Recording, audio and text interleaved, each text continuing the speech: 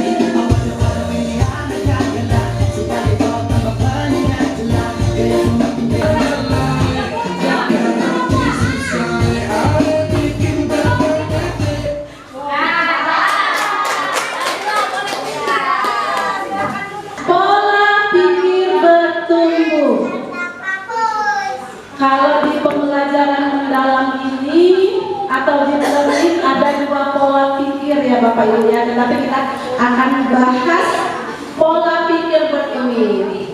Nah, ice breaking dulu. Tadi ice breaking olahraga, sekarang ice breakingnya olah pikir. Nah, buyan. Buyan ya?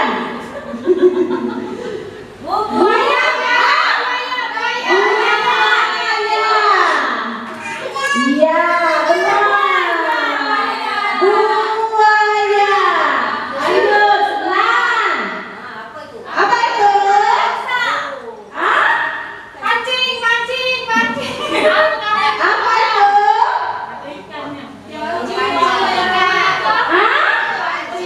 Pancing ikan. Ya, benar. Selanjutnya 6. Ada pokoknya itu. Apa itu?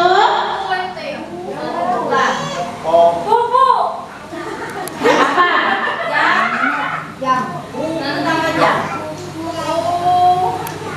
Apa itu?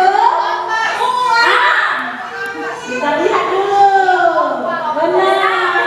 Pupuk kompos. Nah, apa itu? Ada apa? Kucing, lonceng, sama apa itu? Ya, warna hijau.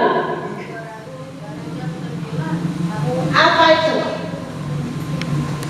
Kucing. Ada lonceng. Kita lihat sama-sama ya Bapak Ibu ya. Kucing.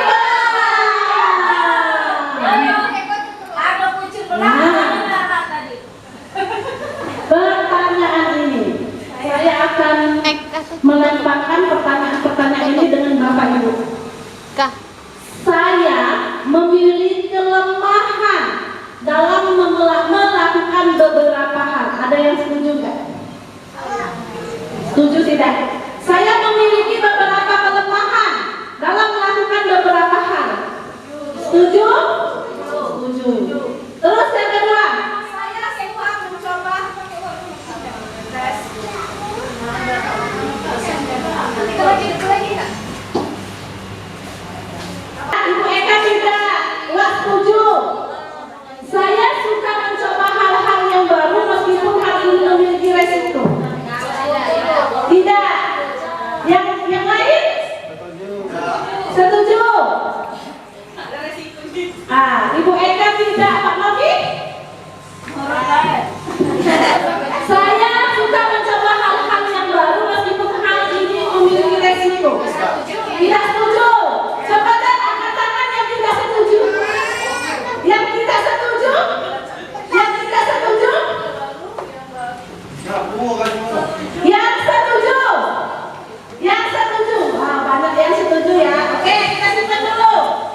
Saya merasa sukses pada saat mampu menunjukkan kepada orang lain bahwa saya mahir dalam suatu bidang. Setuju tidak? Saya merasa sukses pada saat saya mampu menunjukkan kepada orang lain bahwa saya mahir dalam suatu bidang. Tidak. Terus yang keempat, tingkat kecerdasan bisa diubah lewat belajar dan berlatih. Setuju tidak? Setuju. Nah, dari jawaban kalian itu, kalian bisa memetakan diri kalian itu sebagai pola pikir tetap dan pola pikir bertumbuh. Jadi, yang nomor 1 tadi ada yang tidak setuju kan? Nomor 2, saya suka mencoba hal baru meskipun agak memiliki resiko. Berarti Bapak Novi dan Ibu Eka masih pada PPT. Pola pikir tetap. Zona nyaman. Iya, benar. Tapi kita bahas zona nyaman itu. Nah, yang Bapak Ibu setuju bahwa kita mencoba hal baru itu, walaupun ada resikonya, yang setuju berarti kita sudah berpikir pola pikir bertumbuh. Pola pikir tetap tadi yang seperti kata Ibu Eka tadi, berada di zona nyaman. Kalau disuruh-suruh, takut. Tadi aku gak bisa. Nah,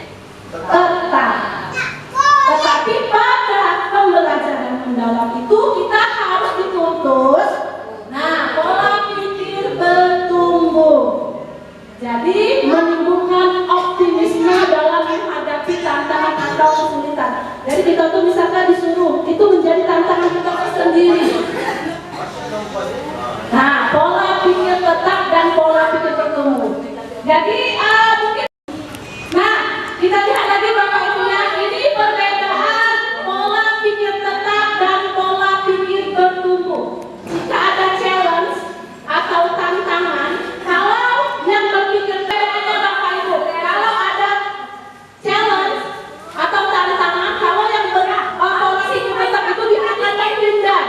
Tetapi kalau orang yang memiliki pola pikir bertumbuh itu akan menerima walaupun ada konsekuensinya. Terus obstacle. Obstacle ini adalah rintangan. Hai. Halo. Kalau dia obstacle ini, kalau pemikirannya pola pikir tetap, dia akan menyerah. Obstacle ini rintangan ya. Obstacle ini rintangan. Tapi kalau orang kemudiannya tetap bertahan. Dia kalau pola pikir tetap itu dia mubazir, tidak usah lah, buang-buang duit lah. Nah, kalau dia pola pikir bertumbuh itu dia menjadi peluang, upaya ya yang penting. Terus kritik.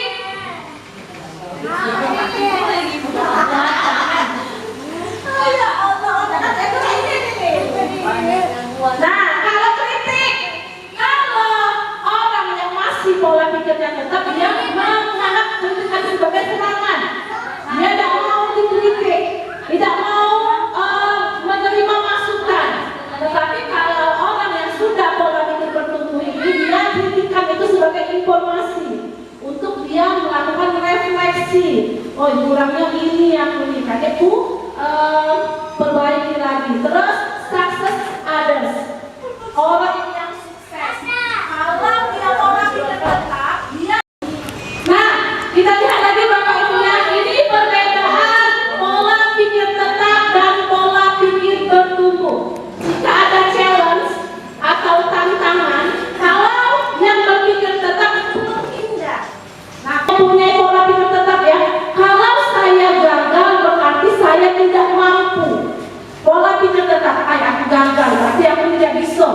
Tetapi kalau pola pikir bertumbuh, kalau saya gagal berarti saya harus belajar, lalu mencoba lagi, belajar lagi, coba lagi, belajar lagi, mencoba lagi. Ini pola pikir bertumbuh. Terus saya akan menolak. Nah, saya akan menolak saat menerima tugas yang belum pernah saya kerjakan. Sebab resiko untuk jangka akan besar. Ayo, usah lagi. Kakek tak bisa.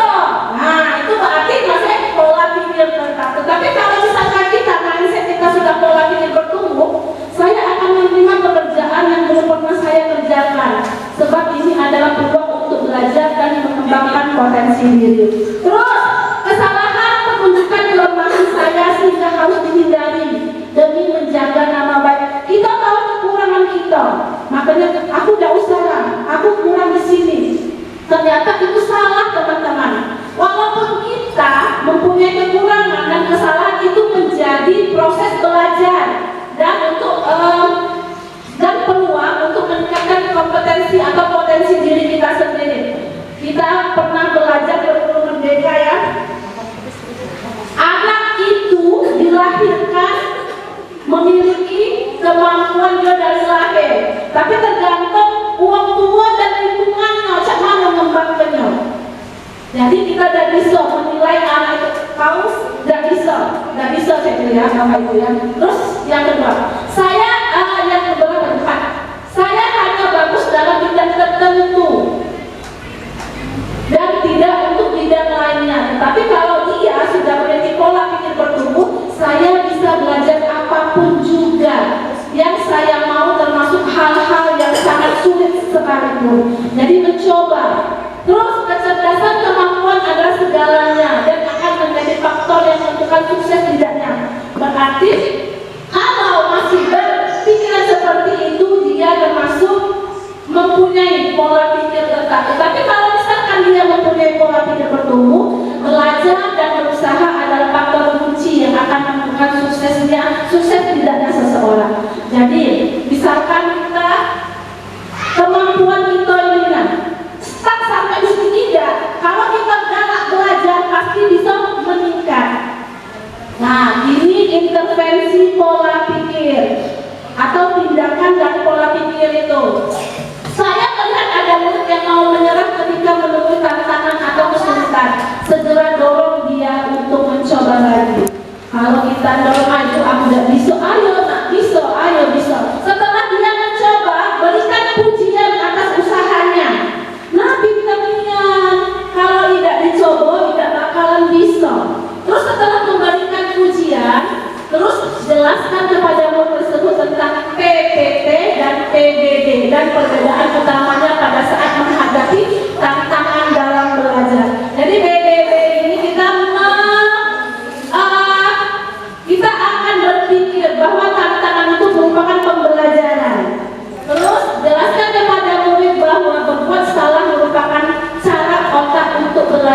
berkembang.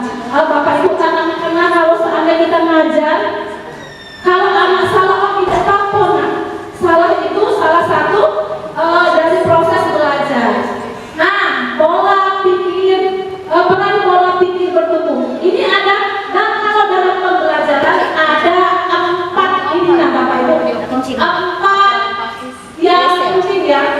Kemarin kita, kalau mungkin kurikulum merdeka ada 6 ya, ada 6 dimensi.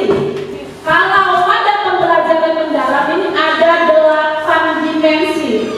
Dimensi profil lulusan, terus prinsip pembelajaran, pengalaman pembelajaran, dan kerangka pembelajaran. Nanti yang ini akan kita bahas.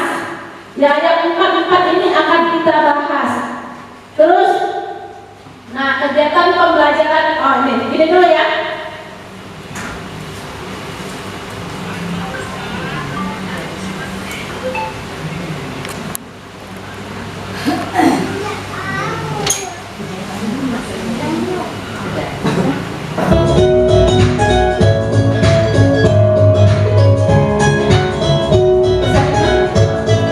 Untuk bisa memahami dalam dimensi lulusan itu kita ada nyanyi dan Ini kita diterapkan ya.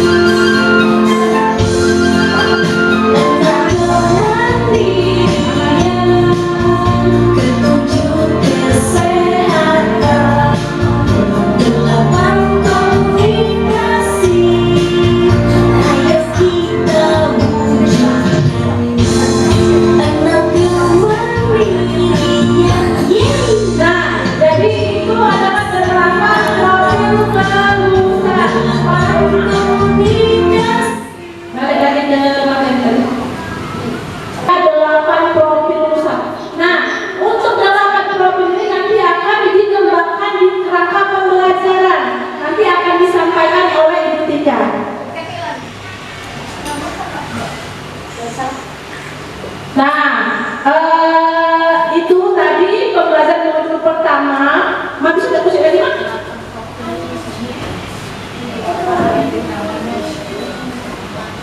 Nah, ini kita merefleksi apa yang kita dapatkan tadi, apa yang saya sampaikan tadi. Adakah Bapak Ibu yang bersedia menjawab pertanyaan nomor 1 ini? Bagaimana tanggapan Bapak Ibu terhadap hasil pemetaan profil pola pikir?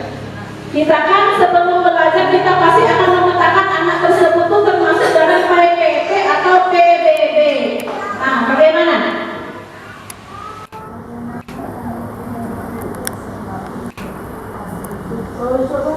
Tentu aja ya. Ya, sesudah nih, silakan nomor 1.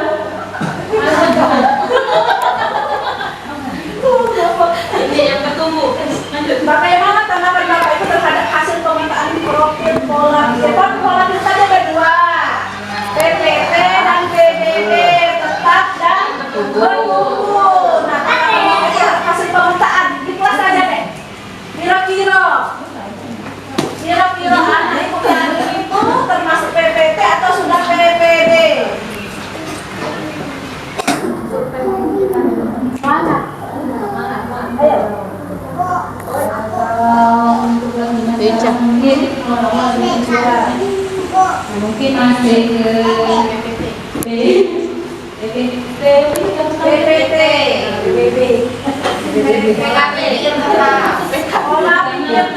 mungkin belum ada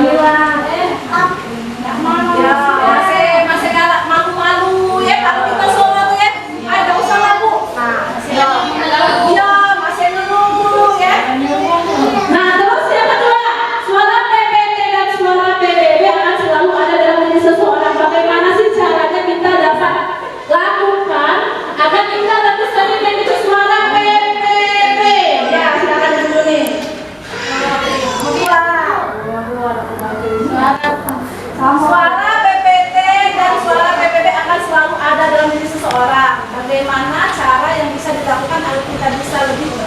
mengikuti suara PTW daripada mengikuti suara PPT sendiri.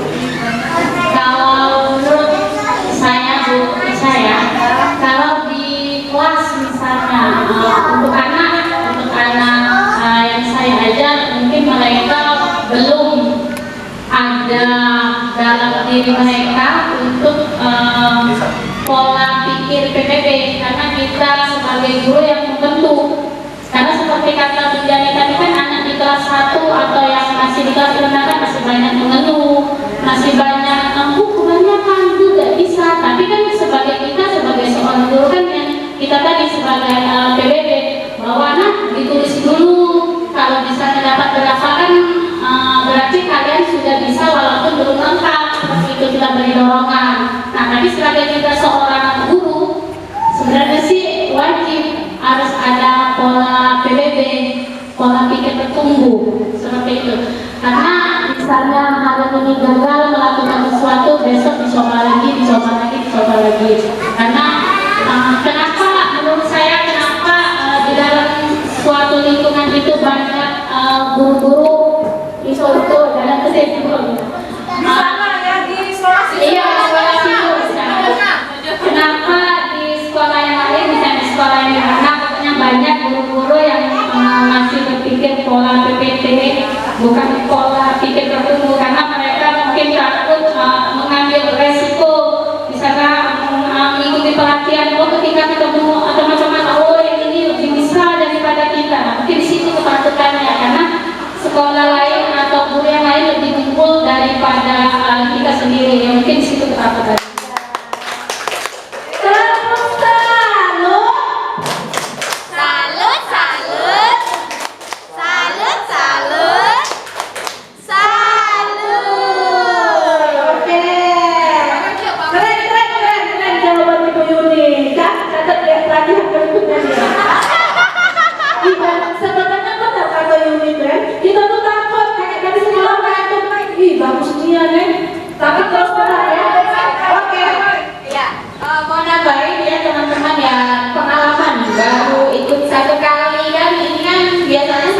Untuk pelatihan ini kan lebih dari sehari, bahkan mungkin sampai nanti 11 hari ini baru 5 hari yang kemarin.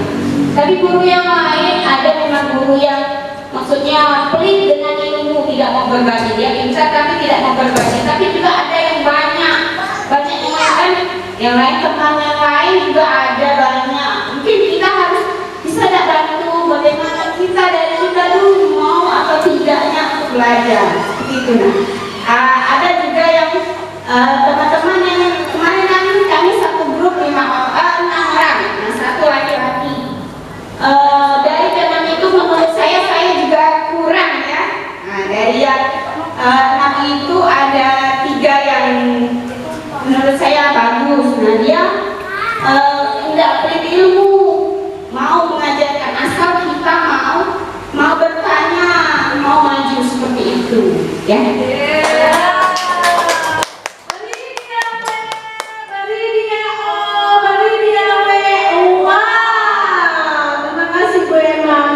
Jadi benar biasa ala biasa, benar. Jadi kita sebenarnya pinternya. Terus terang Bapak Ibu, saya sebenarnya ngomongnya tuh tidak luas ya, tetapi setelah misalkan jam terbang, kalian boleh lihat orang-orang yang ngomongnya terstruktur, dia yang penyampaiannya jelas, itu jam terbangnya sudah banyak. Nah, public speakingnya sudah bagus. Jadi itulah kenapa kita sering ikut keluar, kita jingok dunia luar tuh mana sih? Kok aku nggak bisa, mereka bisa. Nah, itu ya. Terima kasih banyak. Terus yang ketiga, Pak Luis, tolong Pak Luis. Kamu lagi di kereta dari murid. Oh, ini dari murid yang ini. Ya. Aku bisa kita jingok bahwa murid sudah berpikiran pola pikir yang dulu.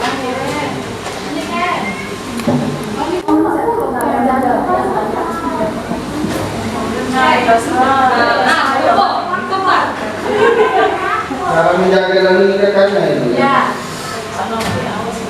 Kalau dari untuk kelas 1 ya Bu ya, di kelas 1D itu ada nama Salsabila.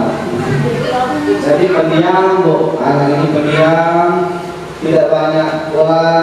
Nah kita Bu, caranya pada olahraga itu kita ajak dulu cara namanya sederhana, yang fun, yang menyenangkan. Nanti dia ketawa dan akan keluar itu Bu, PBB-nya Bu. Itu saja Bu saya. Ya, berarti kalau cara Pak Luis dia menerapkan pembelajaran yang menyenangkan atau joyful ya, Pak Luis ya. Nah, terus yang keempat, prediksi kesulitan yang Bapak Ibu akan hadapi dalam membangun ekosistem pendidikan yang mendukung terwujudnya 4 langkah pembelajaran mendalam. Silakan Ibu Sofia.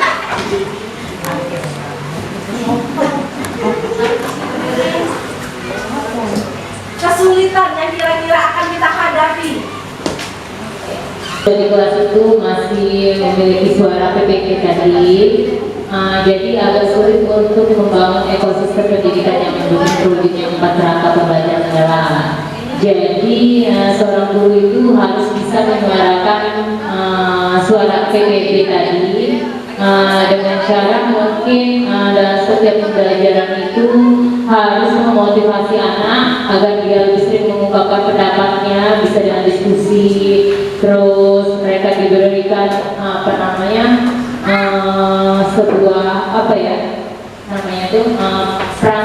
pembelajaran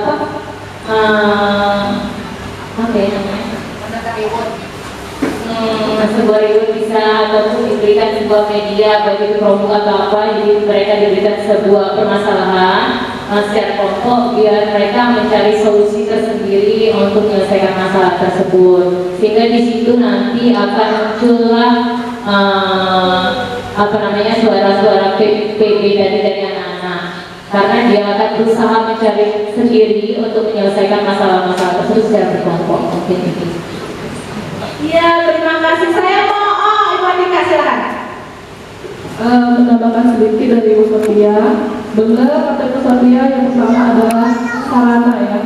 Tapi menurut saya untuk dapat terwujudnya 4 rangka pembelajaran itu harus dimulai dari gurunya. Gurunya jangan ada yang PPP, usahakan semua guru adalah PPB. Kalau gurunya PPP, otomatis anaknya ikut PPP.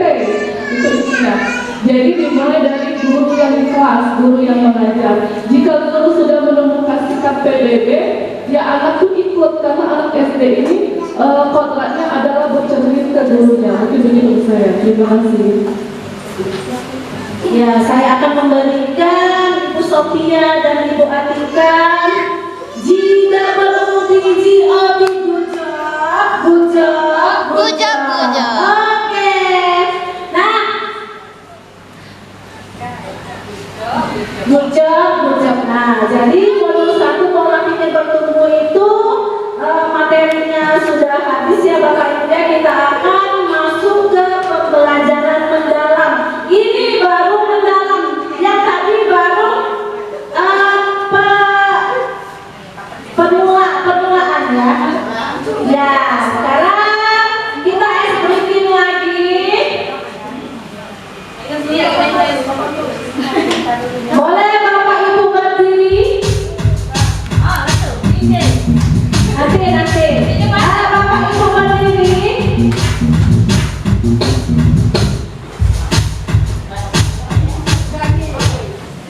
Jadi ulangi gerakan yang ada di layar.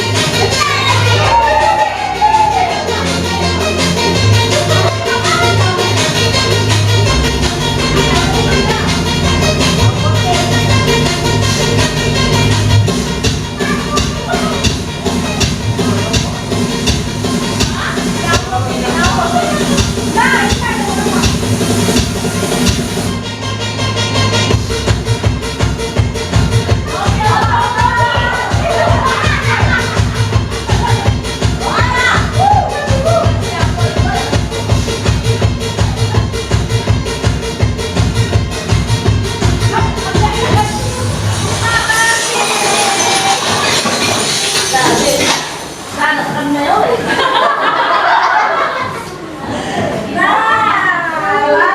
masuk ke deep learning. Tadi baru ini aja ya.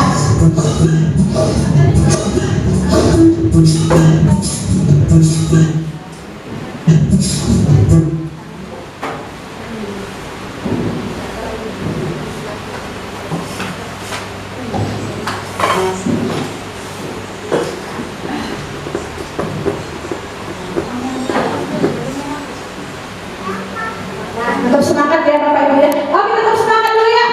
Tetap semangat yang kedua. Dan aha. Ya. Tetap semangat. Ding ding ding. Dung dung dung. Dan ding ding ding. Dung dung dung.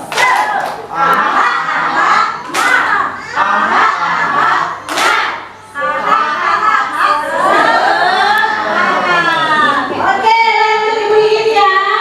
Pembelajaran mendalam. Saat pada modul ini akan belajar konsep dan kerangka pembelajaran mendalam, prinsip pembelajaran tentang alat belajar, pengalaman belajar pada pembelajaran mendalam, deep learning. Nah, tujuannya agar kita dapat mengaplikasikan prinsip dan pengalaman belajar agar proses pembelajaran lebih efektif dan efisien bagi peserta didik. Nah, apa sih pembelajaran mendalam itu? Saya minta Ibu Asri, tolong Ibu Asri, apa pembelajaran mendalam itu?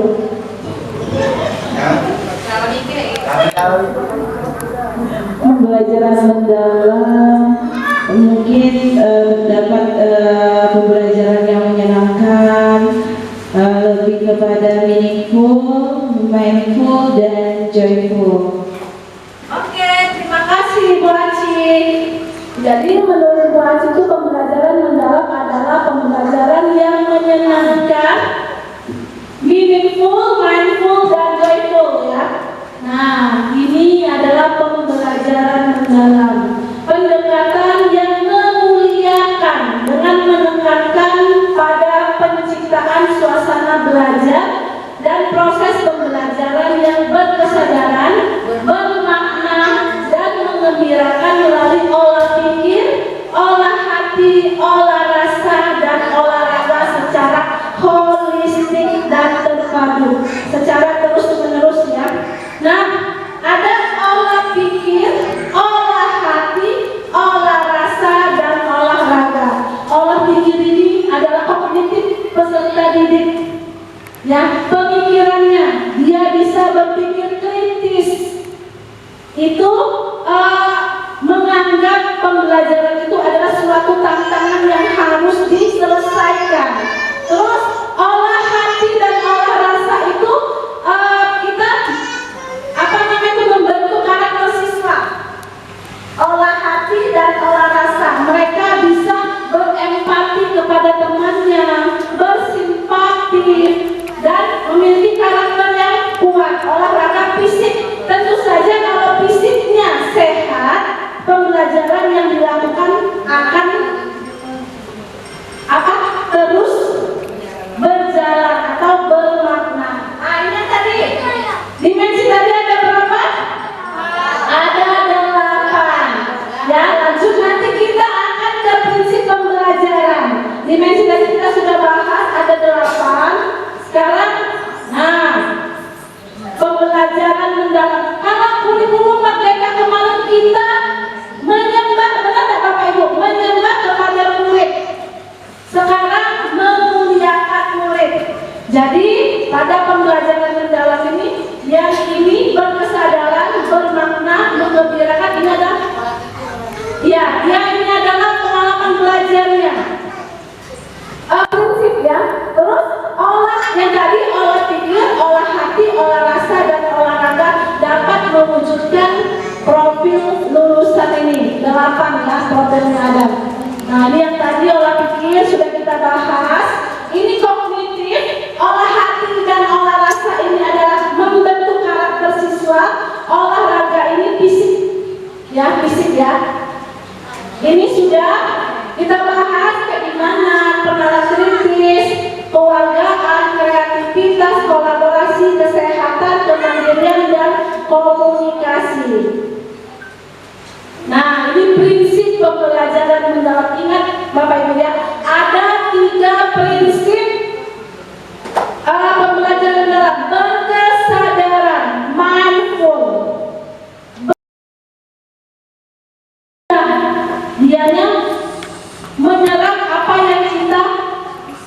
berikan rasa senang, memotivasi siswa. Pembelajaran ini tidak monoton, ceramah, tetapi kita harus memodifikasinya. Misalkan dengan menggunakan sosial media bisa ya, Google bisa. Jadi mereka itu merasa senang. Terus kalau bisa dengan berkesinambungan dengan kehidupan nyata mereka agar bisa lebih mereka pahami. Nah ini prinsip berkesadaran. Ada yang bisa Ibu bisa membacakan, Bu? Baca aja, Bu. Ini ya, prinsip-prinsip. Prinsip-prinsip pembelajaran mendalam berkesadaran. Karakteristik prinsip berkesadaran, kenyamanan murid dalam belajar. Contoh pelaksanaannya, memberikan pertanyaan tematik sebagai proses pembelajaran yang memacu keingetahuan murid. Berikutnya, fokus, konsentrasi, dan perhatian. Memastikan murid mengetahui apa yang akan dicapai dalam pembelajaran. Kesadaran terhadap proses berpikir, atau kita lanjut saya dulu yang kesadarannya. Ya. Kesadaran terhadap proses berpikir. Selanjutnya, kesempatan murid untuk menentukan pilihan dan memiliki alasan atas pilihannya. Keterlibatan murid dalam mengembangkan strategi belajarnya. Terus keterbukaan terhadap perspektif baru. Dan terakhir, keingintahuan terhadap pengetahuan dan pengalaman baru. Saya ulangi contohnya, contoh pelaksanaan. Pertama, memberikan pertanyaan tematik sebagai proses pembelajaran yang memacu keingintahuan murid. Berikutnya, memastikan murid mengetahui apa yang akan dicapai dalam pembelajaran. Berikutnya lagi, menunjukkan kebermanfaatan dari hasil belajar bagi murid. Terus, melaksanakan aktivitas pemantik kegiatan pembelajaran yang interaktif, seperti berdiskusi, eksplorasi, dan lain-lain. Lanjut, menyiapkan lingkungan belajar yang sesuai dengan karakteristik dan kenyamanan murid. Terakhir, menjadi pendengar aktif bagi murid serta memberi ruang yang nyaman bagi keberagaman. Terima kasih, Bu. Nah, jadi kita bisa lihat di sini karakteristik dan contoh pelaksanaannya ya, Bapak Ibu ya. Jadi kita tuh harus membiasakan anak-anak itu untuk berpikir, menerima informasi yang baru, pengetahuan yang baru. Tetapi kita sebagai guru juga harus ikut andil dalam proses itu. Terus bermakna. Nah, hal yang bermakna ini pembelajaran itu harus kontekstual atau relevan dengan kehidupan nyata, sehingga siswa tersebut dapat mengaplikasikannya. Jadi kita misalkan ada biasanya bermakna miniatur. Nah, jadi kita melakukan pembelajaran dengan proses yang berkesadaran dulu, terus bermakna, yang nantinya murid dapat mengaplikasikannya pada kehidupan nyata. Nah, ini banyak ya Bapak Ibu ya, pembelajaran sepanjang hayat, berkaitan dengan ilmu lain, banyak. Terus menggembirakan. Saya rasa Bapak Ibu di sini sudah melakukan proses pembelajaran dengan menggembirakan. Ini adalah salah satu prinsip yang menentukan cara pembelajaran anak itu seperti apa. Dengan prinsip menggembirakan ini, saya yakin anak-anak itu bisa dapat memahami pembelajaran dengan mudah. Berdiskusi, jadi membiasakan anak-anak dalam berdiskusi. Jadi mereka, kepercayaan diri mereka itu tumbuh jika kita sering melakukan pembelajaran yang misalkan berdiskusi, menyampaikan pendapat, presentasi. Nah, membiasakan siswa kita untuk berbicara di depan orang dan percaya diri mereka akan tumbuh. Nah, ini pengalaman belajar. Tadi itu prinsip pembelajaran mendalam. Sekarang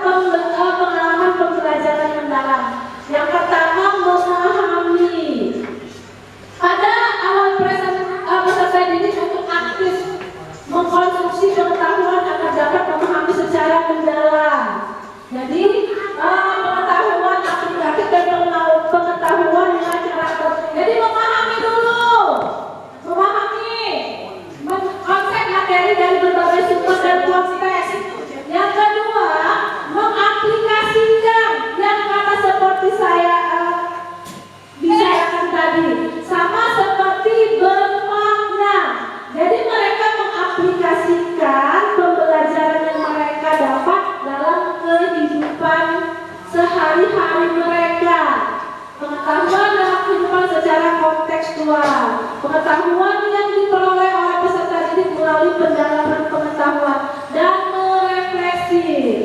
Nah, kita merefleksi apa yang mereka perbuat atau apa yang mereka aplikasikan, kita akan refleksi dengan cara pengawasan. Kita mengawasi siswa itu. Nanti dari merefleksi ini kita akan tahu seberapa besar, seberapa banyak mereka dapat menyerap apa yang kita misalkan jelaskan, misalkan pada materi. Jadi kita merefleksi. Terus jika seandainya anak tersebut belum paham, pasti kita kan tahu dari hasil evaluasi. Berarti kita harus mengadakan perbaikan. Kok anak ini belum bisa ya?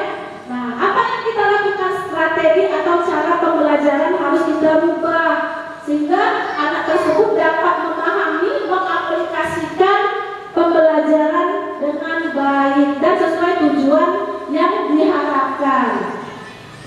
Nah, karakteristik pengalaman belajar memahami, menghubungkan pengetahuan baru dengan pengetahuan sebelumnya, menstimulasi proses berpikir siswa, menghubungkan dengan konteks nyata dan atau kehidupan sehari-hari, memberikan kebebasan eksploratif dan kolaboratif. Dan kita memberikan kebebasan kepada peserta didik, mereka yang ngelakuin beda apa sesuai dengan apa yang mereka minati. Kan kita tahu bahwa peserta didik itu berbeda-beda, kemampuan yang dimilikinya berbeda-beda. Jadi sesuai dengan mereka, apa yang mereka bisa. Kemarin kita diferensiasi ada 3 ya, konten, proses sama produk. Jadi tidak semua siswa itu sama, tidak. Boleh mereka mengeksplorasi diri mereka sendiri, buat apa, buat apa. Ada yang dengan gambar, ada yang dengan puisi, itu terserah, boleh. Terus menanamkan nilai-nilai moral dan etika dan nilai positif. Dan mengaitkan pembelajaran dengan pembentukan karakter murid yang olah rasa dan olah hati tadi harus kita tanamkan pada saat pembelajaran. Nah, ini mengaplikasi yang kedua, pengalaman belajar yang kedua, menghubungkan konsep yang dipelajari dengan ide yang baru, terus menerapkan pengetahuan ke dalam situasi nyata atau bidang lain. Yang ketiga, mengembangkan pemahaman dengan eksplorasi lebih lanjut. Yang keempat, berpikir kritis dan mencari solusi inovatif berdasarkan pengetahuan yang ada. Jadi kita nanti memberikan suatu masalah yang harus dipecahkan kepada peserta didik. Strateginya itu pembelajaran problem ya, problem based learning. Jadi kita memberikan masalah yang harus dipecahkan oleh siswa. Mereka berpikir kritis, misalkan kita nih memberikan teks narasi. Kita harus menyuruh siswa itu berpikir kritis dulu, tetapi apa yang menjadi jawabannya itu jangan ada di dalam teks itu. Gambar boleh, misalnya kita sajikan gambar, pasti anak-anak itu berbeda-beda pendapat. Oh bu, dia itu lagi ini, dia itu cak ini, pasti berbeda. Jadi itu sebagai proses anak kita berpikir kritis.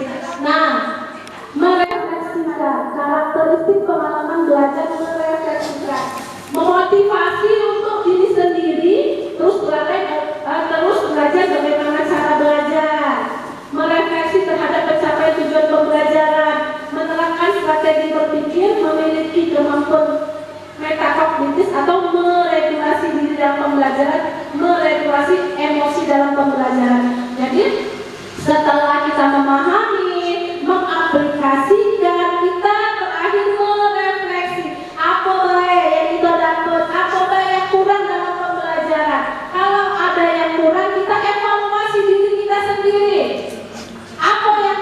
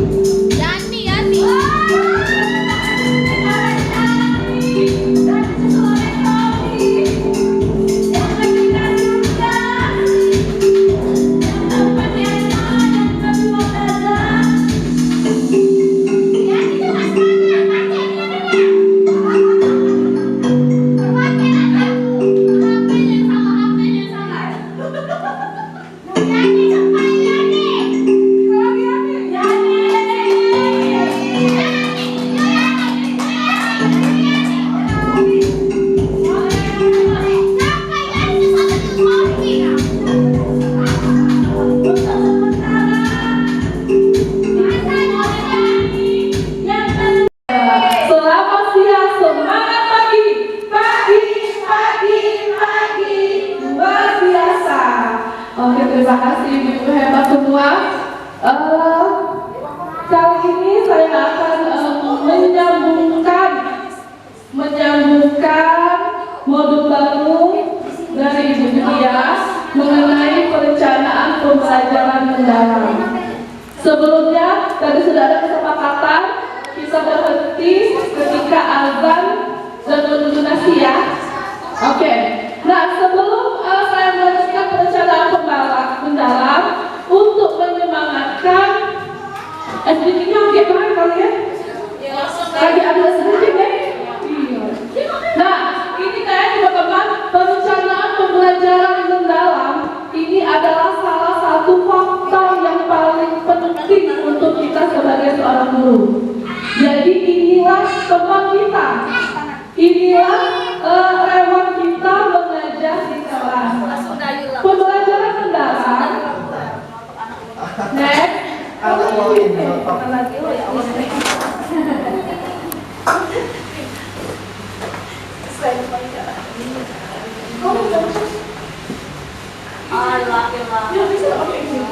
sedikit, Pak.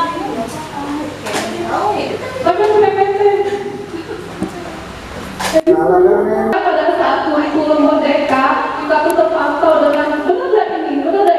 Sekarang di pendekatan ini tidak ada undang-undang yang membenarkan cara pasti pembuatan perencanaan pembelajaran mendalam. Sekarang namanya FPM. Namanya FPM, bukan lagi modul, bukan lagi MPP, namanya FPM, Rencana Pembelajaran Mendalam. FPM nyebutnya ya. Bukan FPP, bukan juga modul. Sekarang FPM, Rencana Pembelajaran Mendalam.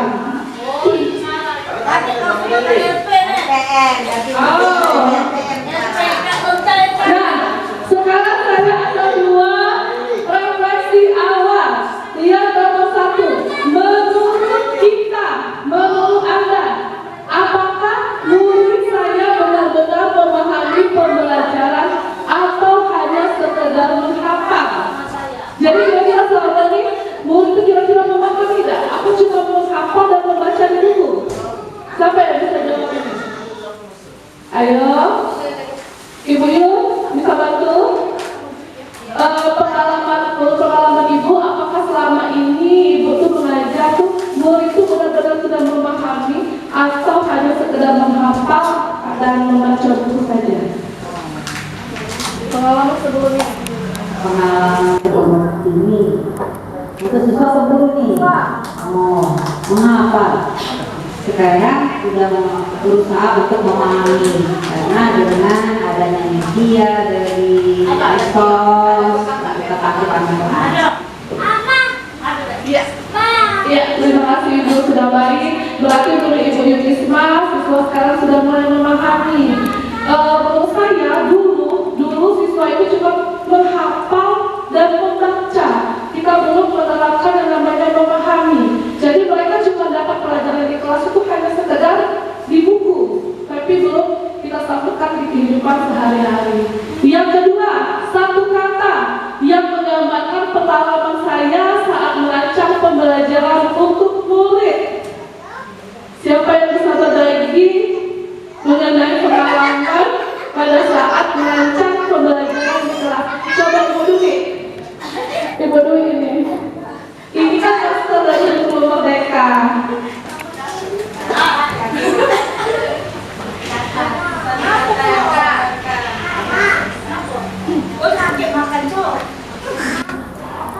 Pengalaman saya saat merancang pembelajaran itu, yang pertama itu dari materi yang akan kita pelajari, kira-kira model pembelajaran apa yang cocok.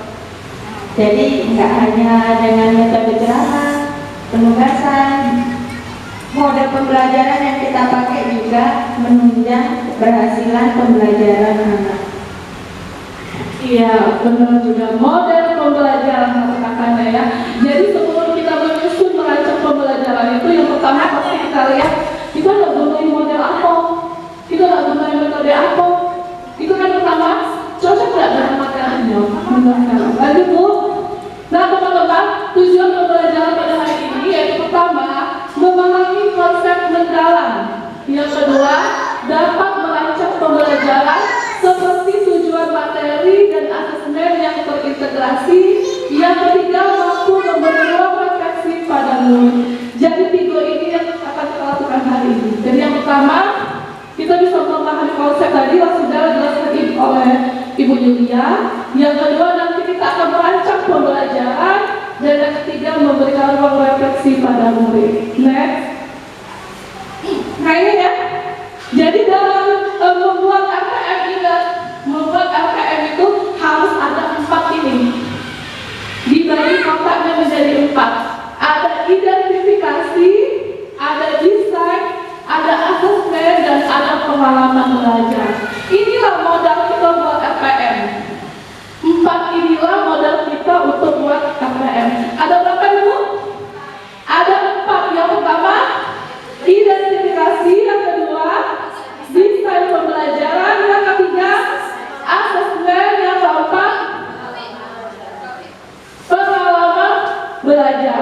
Jadi 4 inilah yang penting untuk RPM. 4 ini. Jadi nanti kita tidak ada lagi yang namanya tidak dirincikan penutup, pembukaan, inti, penutup, gitu kan? Tidak lagi. Sekarang kita menggunakan ini. 4 ini yang harus ada di dalam RPM. Next, di bagian identifikasi. Nah, di bagian identifikasi ini harus ada kesiapan murid, karakteristik materi, dan dimensi profil lulusan. Ada berapa dimensinya? 8. 8 itu tidak usah pakai semua. Penting kita pakai galau-galau. Cukuplah 4 atau 5 saja yang dipakai. Bisa 3 boleh, tergantung kesesuaian materi. Nah, dari kesiapan murid, yang pertama adanya analisis pengetahuan awal, refleksi awal. Kalau di modul itu pematik, ya, pertanyaan pematik. Ini yang pertama. Yang kedua, observasi dan refleksi. Observasi itu kesiapan murid. Yang ketiga, gaya belajar.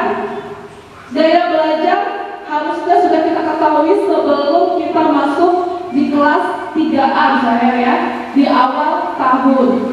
Dan analisis keterampilan ini juga harus kita ketahui sebelum kita masuk ke kelas di awal pembelajaran.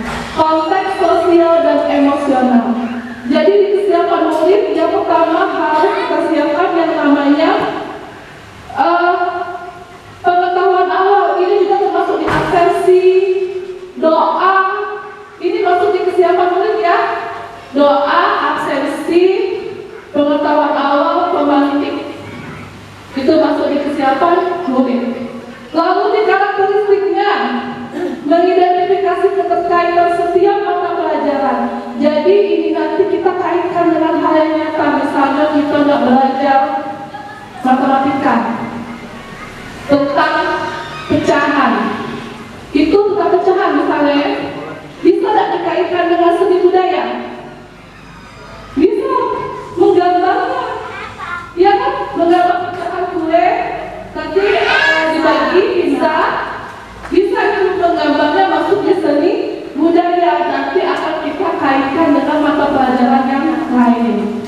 Lalu dimensi profil lulusan ada 8. Yang satu keimanan dan ketakwaan, yang kedua kewarganegaraan, yang ketiga pendalaman kritis, yang keempat kreativitas, 5 kolaborasi, 6 kemandirian, 7 kesehatan, dan 8 komunikasi.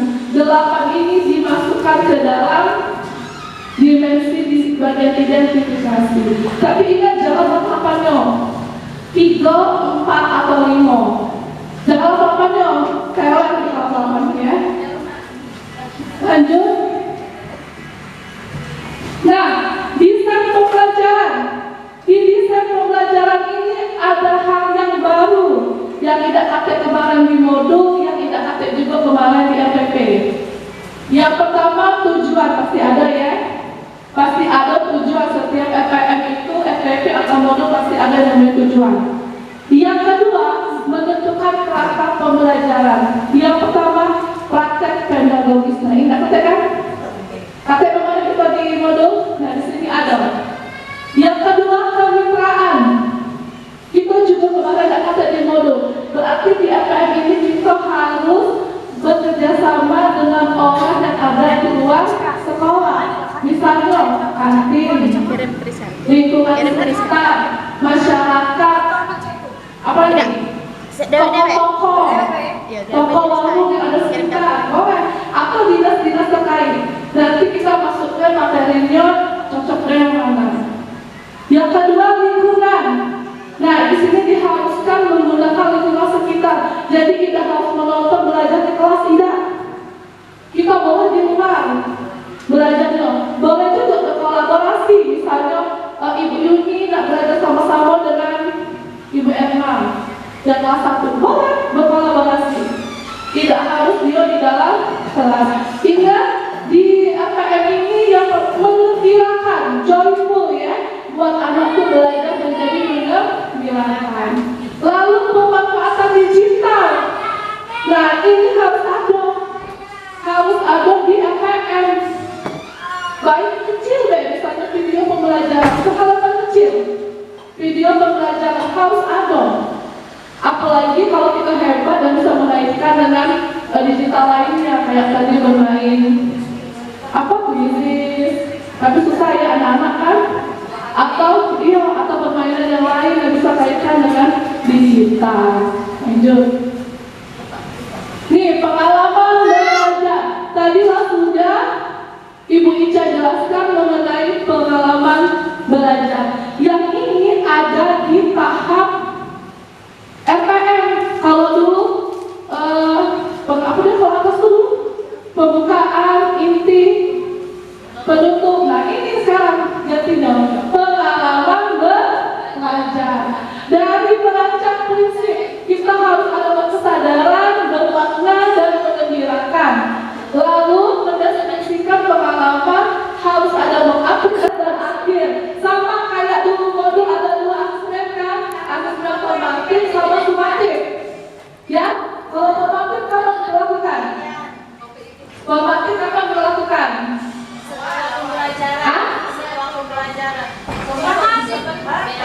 Formatif kapan dilakukan formatif? Apa kamu? Iya, di awal dan di proses pembelajaran itu formatif. Sumatif ada di akhir pembelajaran. Jadi pertanyaan, apakah setiap kita setiap hari belajar itu apakah harus ada sumatif? Tidak, belum tentu kita harus materi ya.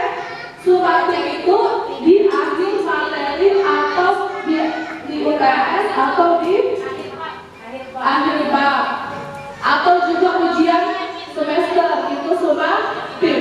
Nah, formatif di awal dan di proses, di mana di awal pada saat kesiapan belajar yang awal. Misalnya kita nanya emosional anak, apa namanya itu? Kalau sebelum kita masuk kelas, pemetaan kebutuhan pendidik ini termasuk formatif, ya.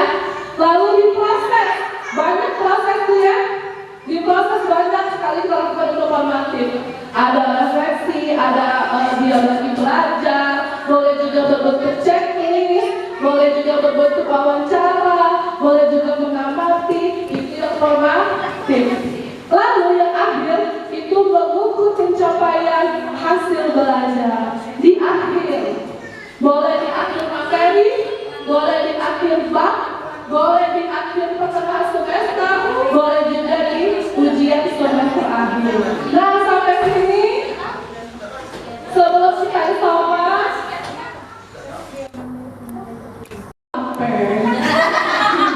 ya, jadi kita tetap semangat. Pemulaian untuk materi selanjutnya kita mulai dari SDK. Kita sedang bincang-bincang dulu supaya membakar semangat. Itu lah yang laptopnya di situ kan.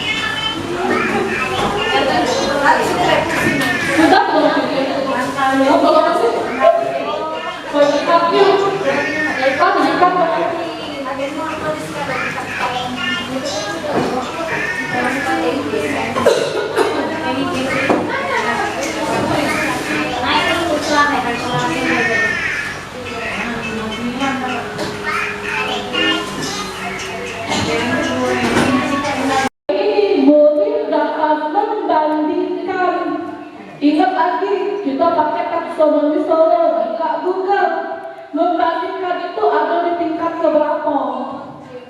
Iya, kalau taksonomi kan C berapa ya? Kalau ini 1, 2, 3, 4, dia tuh ada dari pre apa ya? Buka dulu ya. Pre ada dari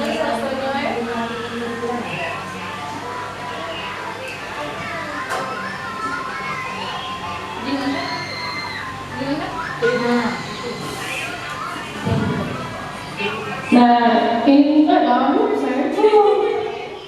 Jangan cuma tersenggol, jangan Iya. amannya itu amannya sih kok. Ada. Ini semua udah tahu. Tapi jangan tidak masuk di otak kita. Kalau baca ini berarti kan otak lagi bahagia.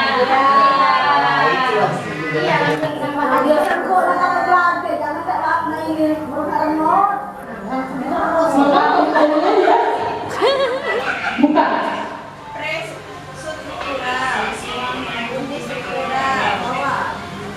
Nah,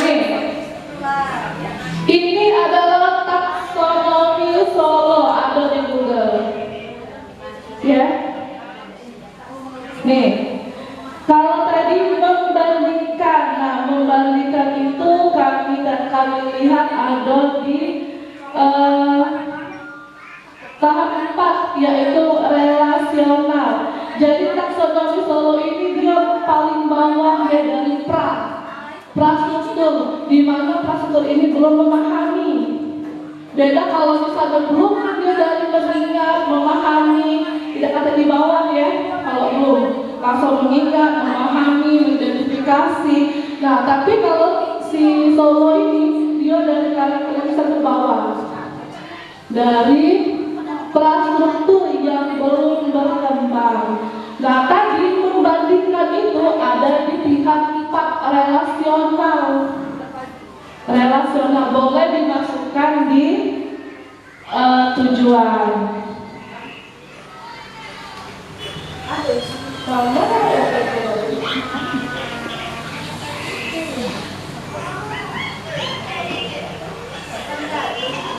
Nih.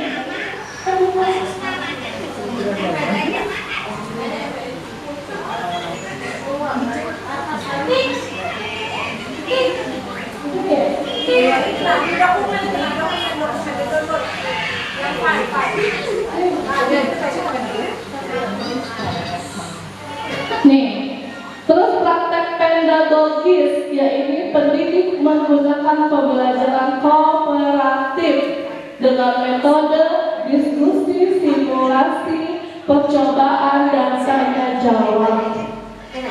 Langsung di pedagogik harus disebutkan kita menggunakan prinsip apa? Kesadaran, bermakna, dan mengembirakan, dan pengalamannya memahami, mengaplikasikan, dan merefleksikan.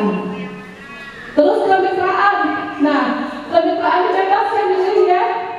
Kalau kami milihnya kantin sekolah, karena ada pembelajaran roti bagi 4 jadi pecahan, otomatis kita berkolaborasi dengan kantin, anak-anak beli kantin.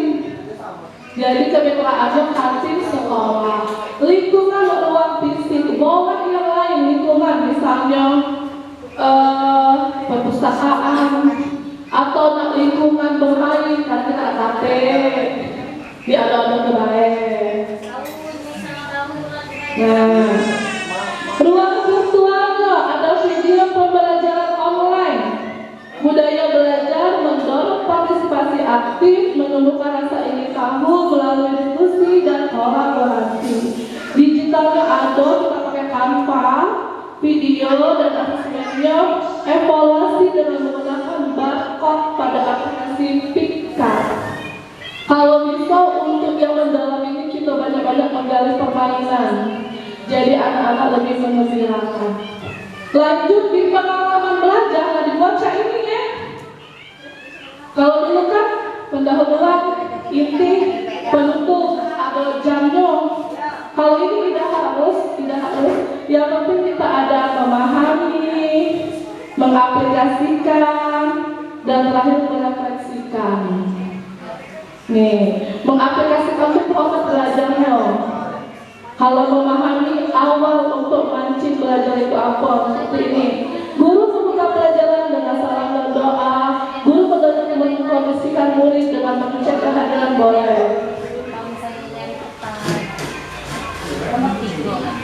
Lalu terakhir asesmen. Di sini ada asesmen formatif dan sumatif. Sama seperti sebelumnya. Jangan lupa di sekarang ini kita harus ada yang namanya refleksi. Boleh refleksi untuk siswa, boleh juga untuk guru. Nih, jadi intinya teman-teman tidak praktek yang menyalah ke apa yang kita buat.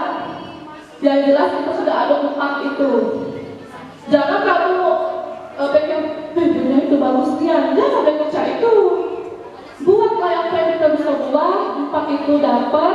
Kalau memang kamu memang punya kawan-kawan bagus, iya rubah kita cak mana juga bagus. Itu namanya PPB ya. Oke, selesai dari kelas 3. Selanjutnya kelas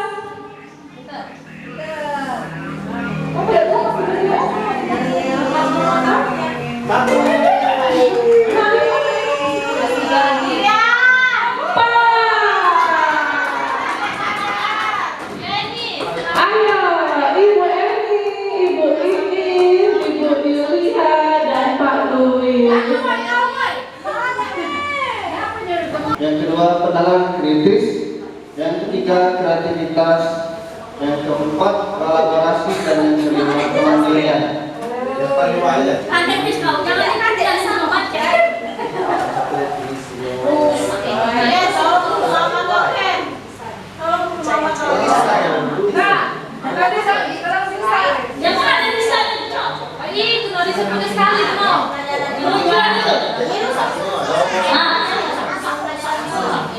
Tujuan pembelajaran.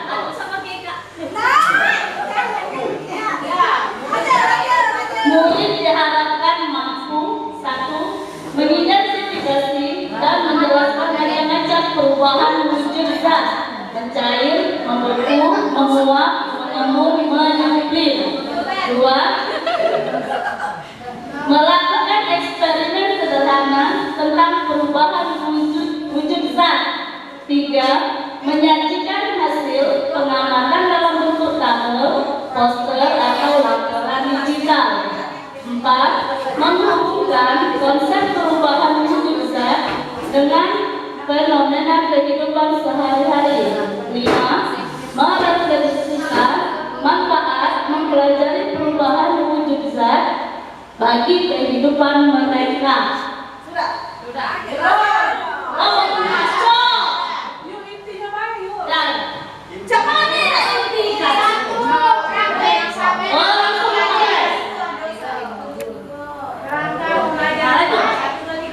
Kerangka pembelajaran yang pertama yaitu praktis pedagogis, yang kedua kemitraan pembelajaran, yang ketiga lingkungan pembelajaran, yang keempat kemanfaatan digital dengan nonton video atau murid membuat slide presentasi.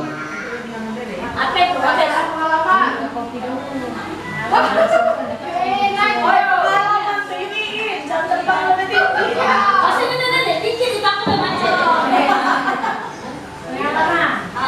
Pengalaman apa kita? Kegiatan pembelajaran 1. Pendahuluan 10 menit. Guru membuka pelajaran dengan salam, berdoa, dan mengabsensi murid. Orang sampai. 2. Kegiatan inti 50 menit. Terus aneh. Oh iya.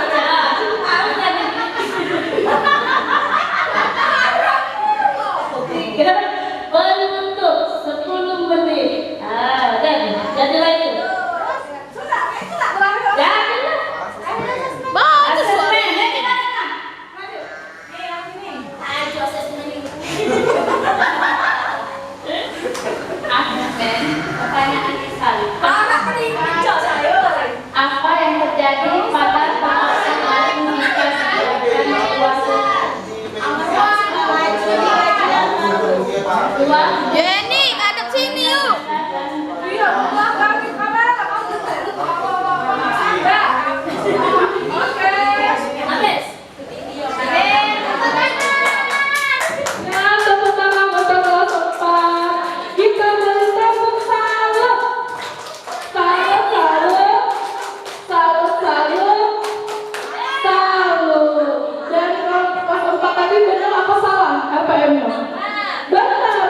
tidak ada yang menyalahkan, semua benar. Yang penting 4 itu ada: identifikasi, desain, pengalaman, dan asesmen. Selanjutnya kelas 2. Kita sudah mengejar intinya kan ya, dia tahu yang mana asesmen, yang mana ini. Kita banyak mana berarti itu nggak lo sudah berhenti.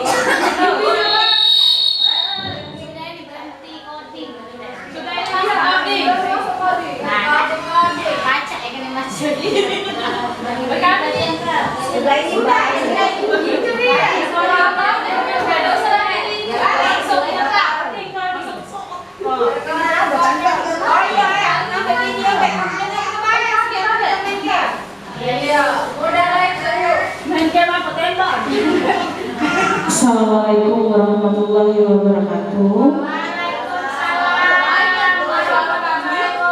Izin Bapak Ibu menyampaikan RVM dari kelas 2 yang SKS Sistem Kebut 1 jam. 10 menit ya. Oke, mungkin banyak kekurangan, nanti akan diperbaiki. Kita mulai saja langsung di alokasi waktunya 2 kali 35 JP.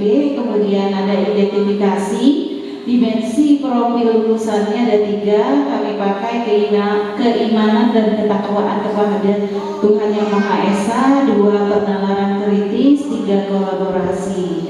Desain pembelajarannya yaitu ada tujuan pembelajaran, di mana tujuannya menggunakan berbagai strategi penjumlahan, menghitung maju, penjumlahan bersusun, dan pasangan bilangan number bond untuk melakukan penjumlahan banyak benda kurang dari 20. Kemudian ada praktik pedagogisnya, pendidik menggunakan pembelajaran kooperatif dengan metode diskusi, simulasi, percobaan, dan tanya jawab. Pembelajaran juga menggunakan prinsip kesadaran, bermakna, dan menggembirakan. Selain itu, pembelajaran dilakukan melalui pengalaman belajar, memahami, mengaplikasikan, merefleksi sehingga murid belajar secara mendalam.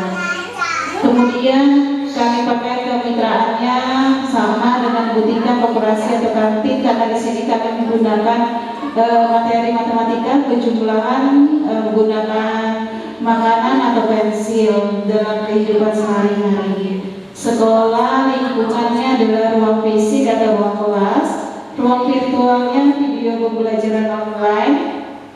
Budaya belajarnya mendorong partisipasi aktif, menumbuhkan rasa ingin tahu melalui diskusi dan kolaborasi. Pemanfaatan digitalnya adalah memanfaatkan keberagaman aplikasi desain Canva. Pelaksanaannya video, asesmennya menyelesaikan penjumlahan dengan garis bilangan. Untuk pengalaman belajarnya, yang pertama meaningful learning atau fokus dan kesadaran penuh. Yang pertama, guru menjelaskan konsep penjumlahan dan berbagai strateginya, menghitung maju dengan garis bilangan. Yang kedua, siswa mengikuti contoh yang diberikan guru, menghitung maju menggunakan benda konkret seperti pensil ataupun permen dan lain-lain. Kemudian siswa menonton video cara penjumlahan dengan garis bilangan. Terlampir untuk linknya. Kemudian yang kedua, joyful learning atau pembelajaran menyenangkan. Yang pertama, siswa melakukan permainan menghitung benda di sekitar kelas, misalnya menghitung jumlah pensil di meja.